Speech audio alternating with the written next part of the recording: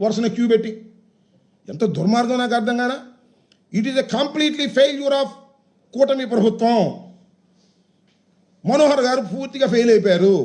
అందుకని తోడుగా మన పవన్ కళ్యాణ్ గారిని తీసుకెళ్ళి సినిమాటిక్లో హంగామా చేసి పెద్ద పెద్ద డైలాగులు చెప్పి వారిని వారు దూషించుకుని చేసేటటువంటి కార్యక్రమం చేశారు. ఇది చాలా దుర్మార్గమైనటువంటి విషయం. అదేమంటే కొత్త వాదన ఒకటి తీసుకొచ్చాడు నిన్న. అదే ఇవాళ ఒక పచ్చపత్రికలో మెయిన్ హెడ్డింగ్ ఏమంటాడు, ఇది అరబిందోకి ఇచ్చిన తర్వాత, ఏది ఈ పోర్ట్ అరబిందో తీసుకున్న తర్వాత పెరిగిపోయిందంట. ఏంటి ఈ స్మగ్లింగ్.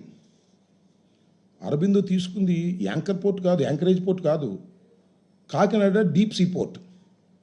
అది కేవీ రావు గారి దగ్గర ఉండేది.